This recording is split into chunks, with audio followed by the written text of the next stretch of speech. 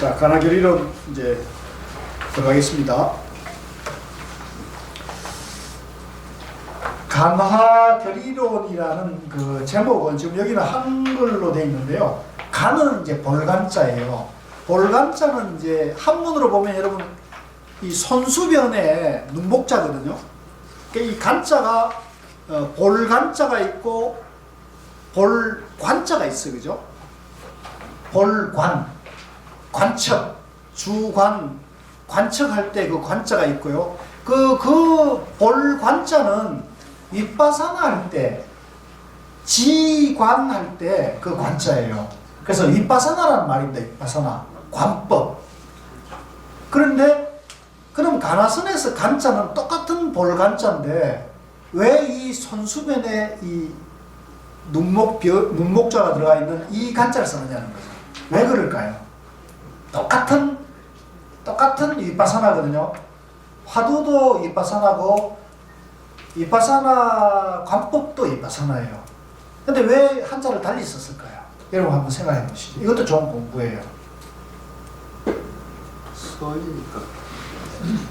근데 그러니까 선인데 그게 왜 그렇게 이치에 맞게 설명이 돼야겠죠.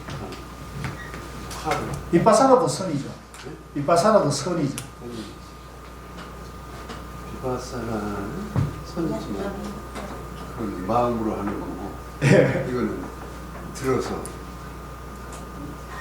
파를 들어서. 예, 교수님 뭐 지금 아시는데 이제 표현이 저러신데 이제 제가 조금 논리적으로 설명을 조금 더 붙인다면 윗바사나 수행은 뭐냐면 나와 그러니까 주관과 객관을 분리시켜서 일치시켜가는 공부예요. 그러니까 내가 있고 내가 호흡을 관해서, 그죠? 내가 호흡에 집중해서 내가 있고 호흡이 있는 거죠. 이걸 집중해서 삼매에 들어가는 공부예요. 그러니까 여기는 주관과 객관이 벌어진 상태를 전제해서 이걸 하나로 만들어가는, 이제 들어가는 공부 방법이죠. 이해되십니까? 이게 윗바사나 관법 수행이에요. 근데 간화선은 그럼 어떤 거냐? 간화선 자체는 주관과 객관, 나와 너가 양변이 없는 거죠. 양변이 없는 그 상태이기 때문에 바로 간한다는데, 근데 이제 이게 한자를 글자를 문자를 쓰긴 써야 되는데 어떤 거를 쓰냐는 건데, 이제 볼관자를 쓸 수도 있는데 이 간자를 썼단 말이에요. 이 볼관자를 썼단 말이에요. 손수변에 이건 뭐냐면, 저번에 제가 말씀드렸지만 우리가 시골이나 먼 데서 보면 저기서 어머님이 엄마가 저 시장 갔을 때, 시장 갈 때 언제 오나 해가지고 가서 시장 우리 동네 어귀를 어성거리잖아요. 그럼 저기서 누가 어서나온 거 나타나잖아요. 저게 누구 이렇게 하죠. 네. 저게 누구 이렇게 할 때 여기에 딴 생각이 있어요, 없어요? 없어요. 그다음 엄마 생각하는 그 생각이죠. 네. 우리 엄마 맞나 안 맞나 오직 그 한 마음으로 보는, 오직 한 마음으로 보는 그거죠. 이게 이제 볼간자예요. 그러니까 이 간자를 쓰거든요. 화두를 이렇게 본다는 거죠. 저기 두고 이렇게. 그러니까 여기는 주관과 객관이 없는 거예요.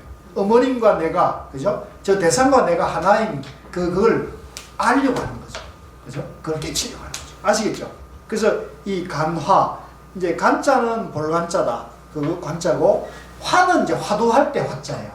근데 이 화두라는 말은, 이 화두라는 말 자체는 별 의미는 없어요. 화자는 말씀 화자거든요. 말이라는 말입니다. 말인데, 자, 여기서 이제 이걸 여러분들이 정확하게 정리를 해야 돼요. 말인데 어떤 말이냐? 말은 말인데, 보통 우리가 양변에서 분별심으로 쓰는 말은 나도 있고 너도 있고 주관도 있고 객관도 있고 깨달음과 미망, 부처와 중생이 벌어져 있는 양변에서 분별심으로 쓰는 말이에요. 보통 우리가 쓰는 말이나 문자는 다 그래요. 옳다 그르다, 나다 너다, 선이다 악이다, 그죠? 깨달음이다 미망이다, 이렇게 분별심으로 쓰는 말인데, 여기서 말하는 화두는 이 분별심을 탁 끊어주는 말이에요. 상대 분별을 딱 차단시켜주는 말, 그게 화두라는 말이에요. 그래서 이걸 정리할 때 화두라는 것은 말길과 생각의 길을 끊어주는 말, 이렇게 써요. 따라해보세요. 말길과 생각의 길을 끊어주는 말, 뭐냐? 화두라는 거죠. 보통 우리는 말 길이 있어요. 그죠? 이치에 맞게 해죠. 그죠? 말과 생각이 이치에 맞게 해야 한다고요. 근데 이 화두라는 말은 이치가 없어요. 이치가 맞으면 화두가 아니에요. 아시겠어요? 여러분들 이치를 따졌을 때 저 말이 무슨 뜻이다 알아차리면 화두가 아니라는 거죠. 그거는 논리, 이치, 분별심으로 아는 말이 되기 때문에 그건 화두가 될 수가 없어요. 화두는 그 이치를 깔아뭉개버려야 돼요. 이치를 박살내버려야 돼요. 그래서 불교가 뭡니까? 이렇게 물었을 때 뜰 앞에 장나무다. 이거는 도대체 알 수 없는 말이잖아요. 또는 불법이 뭡니까? 했는데 호떡이다. 똥막대기다. 이런 말은 도저히 말길과 생각의 일로는 알 수 없는 말이죠. 이게 이제 화두가 되는 거죠. 근데 이제 그런 화두의 기능이 그렇다는 거죠. 그래서 화두가 그런 기능이 있기 때문에 딱 우리가 분별심, 번뇌를, 그죠? 사량 분별하는 아르마리를 탁 끊어준다는 거죠. 차단을 해버린다. 해체시킨다.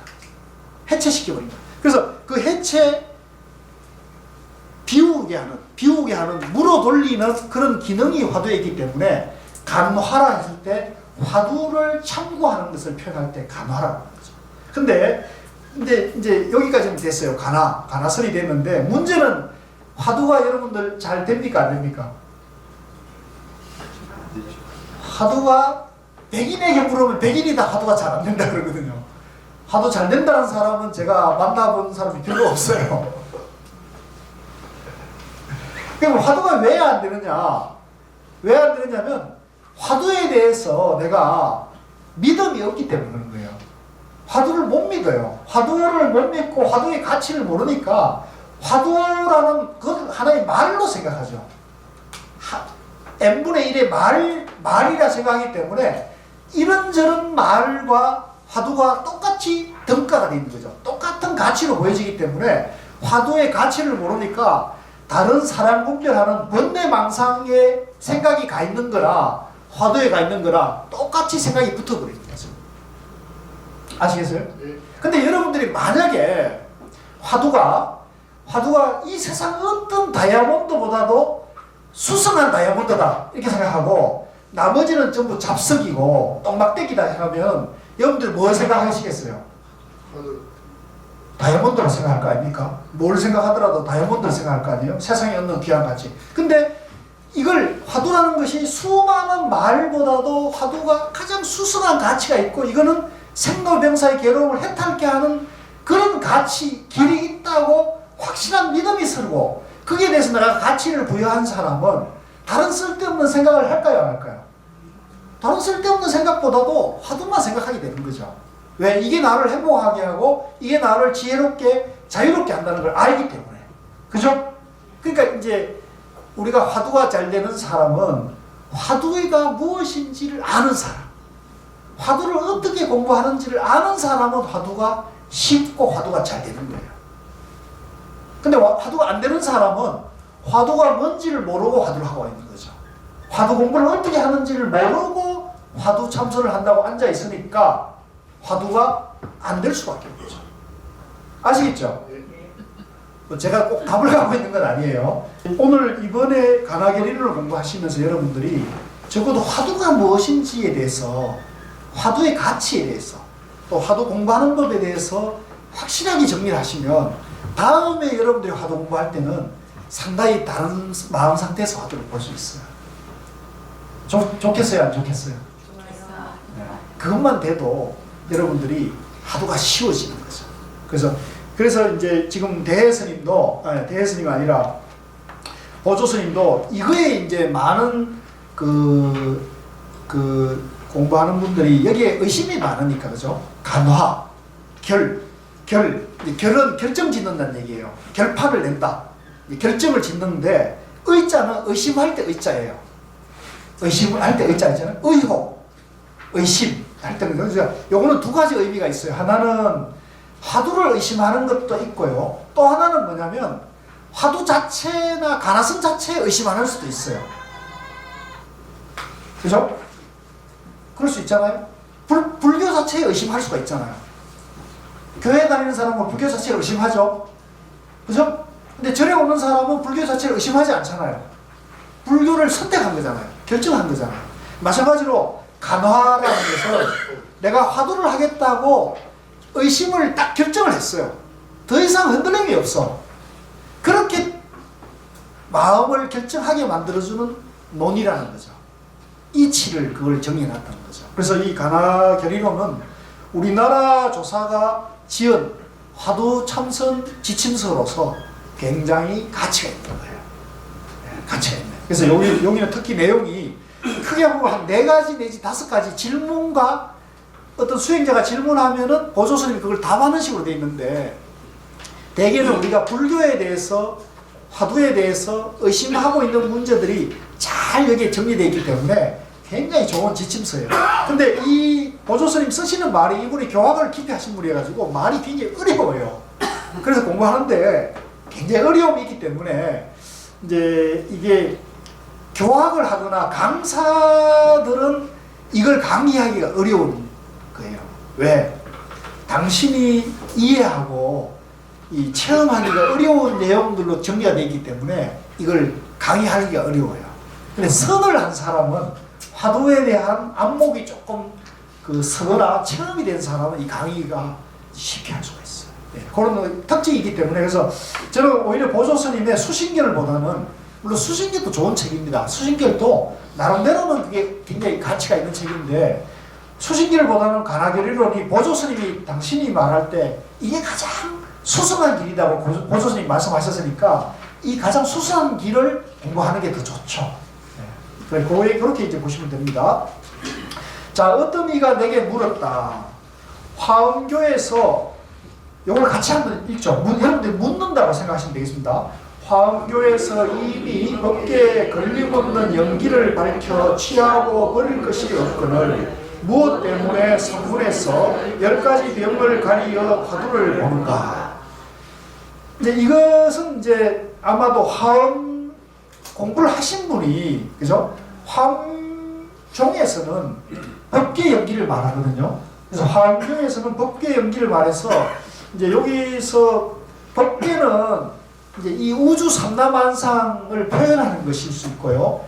연기라는 말은 이 우주 삼라만상의 모든 만물이 서로서로 의지에 존재한다는 거죠. 그래서 독립된 실체가 없고 서로서로 모든 것이 의지에 존재한다는 거예요. 그래서 여기에 지금 강의하는 저나 여기에서 강의를 듣는 여러 선생님들이나 우리 거사님들이나 보살님들이나 다 나라고 할 만한 고정된 실체는 없는 것인 거예요. 그럼 뭐가 있느냐? 연기된 나가 있는 거예요. 연기된 나. 이게 이제 연기법이라는 거예요. 부처님이 이걸 깨달았는데, 이제 이걸 이해하기도 어렵고, 그죠? 이걸 깨치는 건 정말 어려운 거죠. 근데 제가 여기에서 연기에 대해서는 우리가 공부하는 게 아니니까, 이렇게 간단하게 말씀드리고, 연기에 대해서 깊이 공부하려면 무슨 책을 봐야겠어요? 백일본문 상권을 봐야 돼요. 그게 다 제 얘기가 아니라 성철스님이 거기가 아주 상세하게 나왔어요. 그러니까 그걸 꼭 보셔야 돼요. 지금 금요일날 우리가 백일본문을 공부하는데, 혹시 여러분들 시간 되시면 이번 주 금요일부터는 이제 제가 강의를 합니다. 특히 요 이제 중도 연기에 대해서 집중적으로 얘기하니까 이번 주 금요일날도 시간을 내서 오시고요. 이번 주 휴강입니까? 아닌데요, 31일 해요. 구정이구나. 설 연휴가 다음 주네, 그럼. 잘 됐다. 다음 주 맞습니까? 예, 그때는 꼭 오십시오. 그럼 제가 연기법에 대해서 이제 좀 쉽게 집중적으로 말씀드려가지고 여러분들이 이 연기법, 그러니까 그것만 이해해도 여러분들이 화엄종의 종치를 이해하는 거라. 요즘은 이제 워낙 좋은 책이 나와 있기 때문에 이제 공부하기가 쉬워졌어요. 그래서 여기서 말하는 화엄교에서 이미 법계에 걸림없는 연기를 밝혀. 그러니까 쉽게 말하면 이걸 줄여서 법계 연기라는데, 따라해보세요. 법계 연기. 그러니까 법계 연기라는 말은 뭐냐면 나와 이 세상 우주 만물 모든 것이 연기로 이루어졌다는 거예요. 그래서 연기로 이루어져 있기 때문에 실체는 없는 거다. 그럼 뭐가 있느냐? 모든 만물이 서로 의지해 있다는 거죠. 그러니까 일체 만물이 연기로 되어 있으니까 취하고 버릴 것이 따로 없는 거죠. 쓰레기나 똥덩어리나 뭐 이런 모든 것도 그대로 가치가 있는 거예요. 왜? 연기니까. 다이아몬드나 금덩어리만 가치가 있는 게 아니라, 그죠? 똥덩어리나 쓰레기도 가치가 있다. 이게 이제 연기법이는 거죠. 그렇기 때문에 취하고 버릴 게 없죠. 그러니까 더 이상 다 중생도 부처도 버릴 게 없는데 뭘 더 깨닫는 걸 얘기하느냐, 이걸 지금 질문한 거예요. 여러분들 이런 질문 할 만하겠죠? 무엇 때문에 선문에서는 10가지 병을 가리고 화두를 보는가? 이제 요거는 무슨 말이냐면요, 이제 요 어원은 서장에 나와요. 대종고 스님이 서장에서 이제 화두를 참고하는데 10가지 장애되는 병이 있다고 그래요. 10가지 장애되는 병이 있는데, 그거는 뭐냐면, 이것도 얘기하면 또 격가지로 나가는데, 간단하게 말하면, 옳다, 화두가 옳다, 그러다, 있다, 없다, 안다, 모른다로 화두를 참고하지 말라고 그래요. 깨달았다, 못 깨달았다, 이런 식으로 화두를 참고하지, 이게 이제 10가지가 있어요. 제가 지금 쉽게 설명하는 겁니다. 이게 10가지가 있는데, 쉽게 말하면, 분별심으로 공부하면 안 되는 10가지를 열거해놓은 게 화두 10종병이라고 해요. 근데 이거는 이제 화두병은 아니죠. 화두를 참고하는데 장애가 되는 10가지란 말이에요. 그죠? 그래서 이제 그 10가지 병통을 얘기하면서 왜 화두를 하라고 하느냐는 얘기죠. 이제 이건 아주 근본적인 질문이에요. 근데 여기 대해서 이제 이제 보조 스님이 당신 입장에서 설명하는 거예요. 이게 이제 보조 스님이 이제 이거에 대해서 나름대로 깊이 정리된 내용이니까 아주 재밌습니다. 자, 같이 읽읍시다. 시작. 요즘 어설피 공부하는 무리들은 선문의 화두를 참고하는 데 있어서 그 오묘하고 은밀한 뜻을 알지 못하여 흔히 그런 의식을 가진다. 그러나 만일 진성연기의 의리의 문제를 논한다면 선악하는 사람인들 어찌 그 10가지 성병이 화음의 법기 연기과 같은 줄 모르겠는가. 자, 여기까지. 자, 이제 여기서 보조 스님은 뭐라 그러냐면, 지금 그렇게 공부하는 사람들, 그렇게 공부하는 사람은 뭐냐면, 이제 선문의 화두를 참고하는 데 있어서 그 오묘한 은밀한 뜻을 알지 못해서 화두에 대해서 의심하는 사람이죠. 우리 중에서도 지금 화두에 대해서 의심하는 분이 계시잖아요. 여기는 다 그런 분이 없는 모양이에요. 화두 의심하는 분 없어요? 있어요? 아니요, 화두에 대해서 의심은 하지 않습니다. 가나선에 대해서 의심하는 분 있잖아요. 많죠. 그죠? 화두, 가나선에 대해서 불신하고, 가나선은 저거는 부처님 가르침이 아니다 하는 사람도 많잖아요. 우리 여기 강의하러 오는 분들 중에서 그런 분이 계실 거예요. 교수님들 중에서도. 근데 이제 그렇게 말하는 사람을 말하는 거예요, 지금. 그렇게 가나선을 의심하는 무리들은, 그죠? 그건 어설프게 공부하는 사람이라는 거예요. 보조스님 보시기에 그거는 어설프게 공부하는 것이다. 왜? 자, 근데 왜 그러냐면, 그러나, 자, 뒤에 보세요. 요거는 이제 약간, 다시 그걸 이제, 인정을 해주는 거예요. 만일, 진성연기라는 거는 아까 말한 법계 연기예요. 진성이란 말은 이 우주 만물의 참된 성품이 그대로 연기법이라는 거죠. 그러니까 똥이 누렇고 금이 누런데, 똑같이 누런데 왜 똥은 하찮고, 그죠? 금은 귀하냐는 거죠. 근데 그것은 똑같이 진성 연기이기 때문에 그건 똑같은 가치가 있는 거예요. 원래는. 법으로 보면 그런데, 의리의 문제를 논한다면, 이제 이걸 분별심을 보게 되면, 그죠? 선악하는 사람인들 어찌 그 10가지 성병이 화음의 법계 연기와 같은 줄 모르겠느냐. 그러니까 우리가 선을 하는 사람도 법계 연기, 진성 연기로 보면은 똥덩어리, 누런 똥덩어리나 황금덩어리나 똑같은 건 이치로는 안다는 거죠. 근데 왜 화두를 하겠냐는 거죠. 이제 요 얘기를 하는 거예요. 그죠? 왜 모르겠느냐? 안단 말이죠. 그 진성 연기라는 걸 안다는 거죠. 그죠? 똑같이 가치가 있다는 걸 원래 안다는 거. 중생이 부처고 부처가 중생이라는 건 안다. 그러나 경삼대해 스님도, 자, 오늘 같이 읽읍시다. 평소에 지견이 너무 많아 정오를 구하는 마음이 앞에서 장애가 되기 때문에 자기의 바른 지견이 앞에 나타나지 못한다. 그러나 그 장애도 밖에서 온 것이 아니요 또 별다른 일도 아니다. 자, 여기 이제 대해 스님의 어록을 인용한 거예요. 이제 보조 스님 평소에 지견, 여기서 지견은요 지혜 지자가 아니고 아르마리 지자를 썼어요. 분별심의 견해예요. 분별심의 견해로 법에 대해서 안목을 열었다는 사람이거든요. 근데 이거는 아르마리의 지견이기 때문에 확철대오한 깨달은 부처님의 지견이 아니에요. 즉 공부하는 입장에서 조금 안 거예요. 그래서 이런 조금 불법의 가치를 조금 안 사람은 깨닫고자 하는 정오, 확철되어 하자는 마음이 너무 앞서기 때문에, 그죠? 너무 앞서기 때문에 그 깨닫고자 하는 마음이 장애가 되기 때문에 자기의 바른지견이 앞에 나타나지 못한다. 왜? 깨달음이 너무 좋으니까 깨달음에 집착이 생기는 거죠. 양별예인 중도정견이 아니고 이제 분별심에서 지견이 열렸기 때문에 이제 깨달음과 미망에서 깨달음을 좋아하고 깨달음을 가고자 하는 마음이 너무 앞서기 때문에 깨달음에 집착하는 마음이 생겨가지고 이게 아르마리가 된다는 거죠. 이게 이제 조금 묘한 말이에요. 그래서 이걸 여러분들이 잘 이해할 필요가 있는데요. 그러나 그 깨닫고자 하는 아르마리, 분별심이죠. 그것도. 분별심도 그게 어디서 왔느냐. 내 밖에서 온 게 아니라 내 안에서 내 마음속에 일어난 것이니 별게 아니다. 이건 별게 아니다.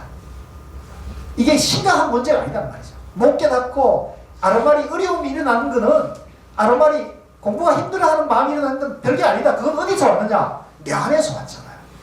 그러니까 본래 그 자리에서 왔으니까 이건 아무 문제 될 게 없다. 이런 얘기죠. 하여서니 어찌 가림이 있겠냐. 이걸 나눌 필요가 없다. 이른바 10가지 병이란 정오를 구하는 마음이 근본이 되는 것이니 이제 왜 그런 화두를 장애하는 10가지 장애가 나오느냐. 이 병이 왜 생기느냐면 빨리 깨치고자 하는 집착하는 마음이 있기 때문에 이것이 나오는 것이니까 그 집착하는 마음만 나와버리면 10가지 병도 사라지는 거죠. 그러므로 그것은 전혀 성기의 덕을 밝힌 것이다. 여기서 이제 성기라는 말이 좀 어려운 말인데요. 성기라는 말은 일체 만물이 연기잖아요. 그 연기라는 그 자체는 우리가 성이라고 합니다. 성, 따라서 성, 불성, 성품이죠. 법성, 불성이죠. 그러면 그 성품에서 작용이 일어나는 거예요. 작용이 일어나. 그러니까 이걸 다른 쉽게 말하면 파도가 온통 바닷물에서 일어나잖아요. 그죠? 그래서 모든 큰 파도, 작은 파도, 모든 바닷물이, 모든 파도가 바닷물인 건 똑같은데, 파도는 다 다르잖아요. 그거는 파도가 일어난 거죠. 바닷물이 일어난 거죠. 그죠? 그러니까 그게 성기. 모두 바닷물이지만 그 일어나는 모양은 다 다르다는 거죠. 인연에 따라가 다 다른 거죠. 그래서 마찬가지로 우리도 이제 좋은 마음, 싫은 마음의 그 마음의 본래 바탕은 똑같이 부처님 마음인데 좋은 마음에 집착하고 싫은 마음에 집착하면은 중생심이 일어나는 거죠. 그죠? 부처님은 좋은 마음, 싫은 마음이 일어나도 그게 집착하지 않는 거라는 거죠. 그 차이인 거죠. 그래서 여기를 그 일어나는 걸 성기라고 해요. 성기. 작용을 말합니다. 그래서 그것은 전혀 성기의 덕을 밝힌 것이다.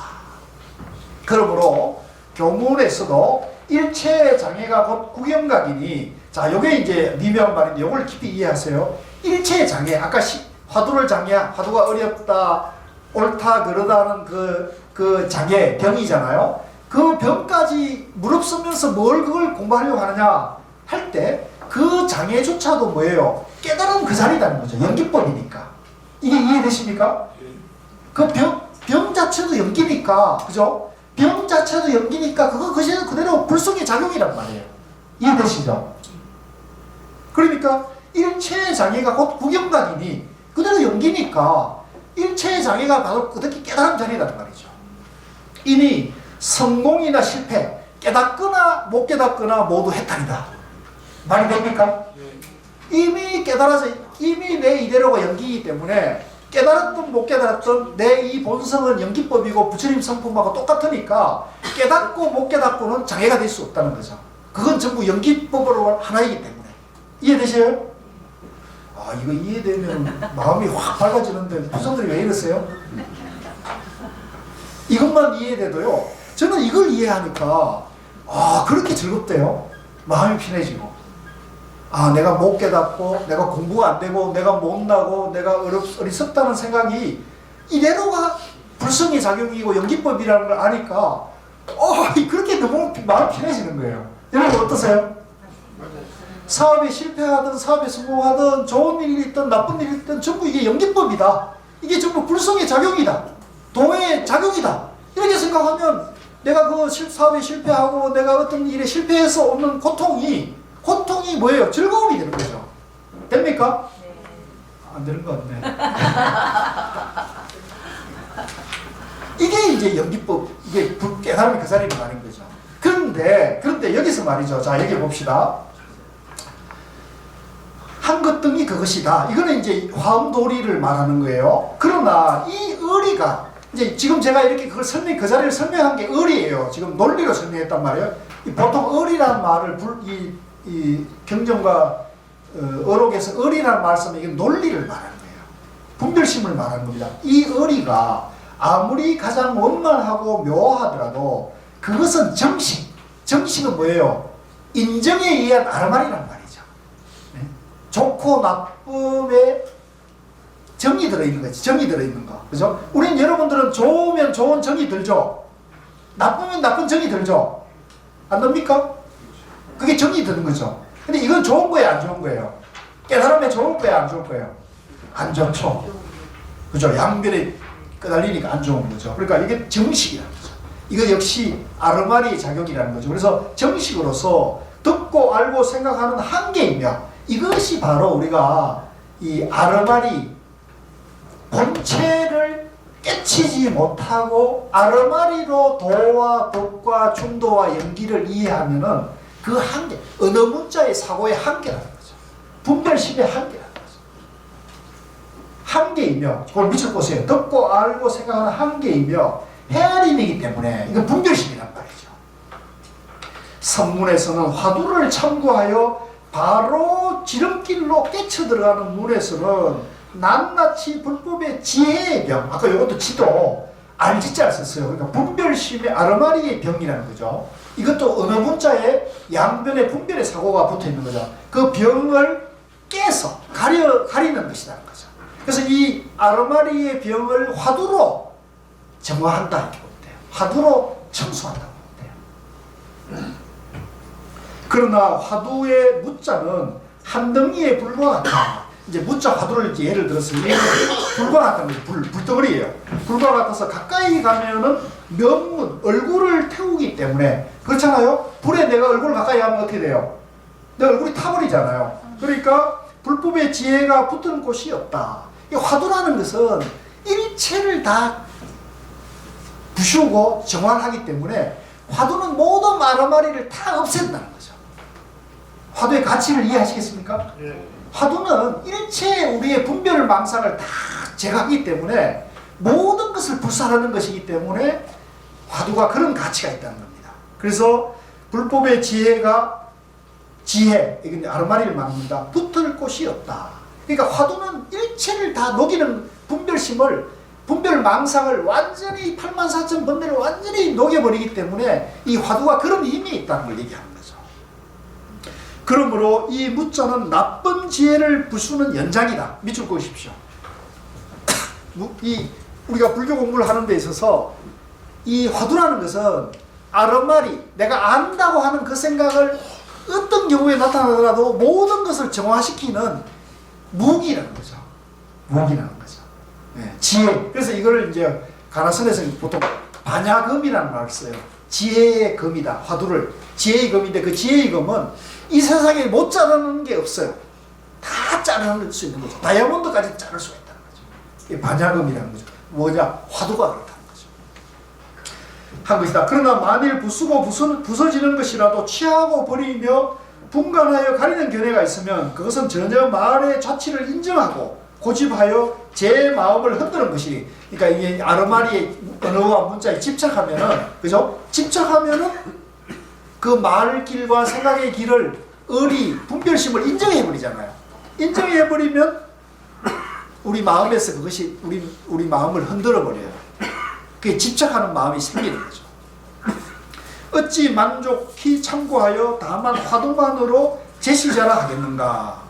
선문에서도 은밀히 전하는 뜻을 감당하기 어려워 교문을 빌어. 이게 사실은 화두라는 말이 제가 지금 이렇게 아주 자세하게 설명을 드리지 않으면은 이게 그냥 설명을 했을 때 잘 이해가 될 수 있나요? 굉장히 어렵죠. 그래서 이건 이제 비밀이 전하지는 이건 사실은 전해줄 수 없는 거예요. 예, 이심전심으로 알 수밖에 없는 거죠. 근데 제가 여기서 지금 아무리 발광을 하고 아무리 장광설을 늘어나도 사실은 이건 다 쓸데없는 말이죠. 왜? 이렇게 표현한다고 되는 건 아니에요. 그럼 어떻게 해야 되느냐? 여러분, 우리 각자가 자기 스스로 노력을 해야 되는 거죠. 그죠? 여러분 각자가 그걸 알려고 노력하지 않으면 제가 아무리 여기서 좋은 얘기를 해줘도 소용없는 거죠. 아시겠습니까? 네. 그래서 그 얘기를 하는 거예요. 선문에서도 은밀히 전하는 뜻을 감당하기 어려워 교문을 빌어 종기를 깨치는 일을 위해 진성연기에 일일이 걸림이 없는 법을 말하였으니, 이제 이 화두의 이치를 전하기, 화두의 가치를 전하기 위해서 부득이 진성연기니 화음이니 법계연기니 중도연기라는 걸 설명하는 거죠. 이건 부득이 이렇게 설명 안 할 수 없단 말이에요. 또 저 3년의 초기가 들어갈 수 있는 최중현에서 밝힌 바와 같다. 이거는 좀 어려운 얘기예요. 만약에 여러분들이 이 얘기를 해버리면 진짜 머리가 아파서, 그래서 요거는 제가 다음 기회에 조금 자세하게 설명을 다시 드리는데, 요거는 쉽게 말하면 근기, 상근기, 중근기, 하근기에 맞게 공부를 전해주는 방편을 얘기하는 건데, 이거는 사실은 다 선에서 보면 이건 전부 이게 한 칼로 다 쳐내버려야 될 거예요. 네. 근데 이거는 방편이기 때문에, 손가락이기 때문에 이제 보조 스님이 이제 이 질문하는 사람을 좀 설명하기 위해서 그냥 하는 말이지, 여기에 대해서는 여러분 특히나 가치를 부여하지 마세요. 가 없는 세계 경계에 나와 남은 턱걸만큼의 간격도, 이것도 밑줄 그어서 굉장히 중요한 얘기입니다. 이 우주 만물 어디에도 나와 남을 턱걸만큼도 벌려놓으면 이건 벌써 선이 아니에요. 이게 양변에 떨어지는 거거든요. 그래서 우리가 그 신신명에 보면 그런 얘기가 나오죠. 그 천지형격이라는 말이 나오죠.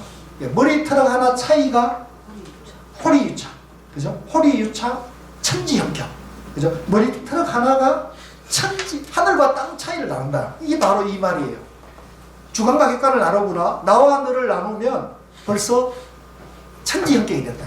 양변에 떨어진다. 그래서 이번에 이제 정명스님이 답의할 때 정명스님 마지막 한마디가 뭘까를 찾다가 이제 여러 사람들이 지혜를 모아 찾은 게 뭐냐면, 그 연기식에 보면 양쪽에 이렇게 주련처럼 이렇게 붙여놨죠. 뭐라고 그랬냐면, 깨달음이란 남의 고통을 자기의 고통으로 보는 사람.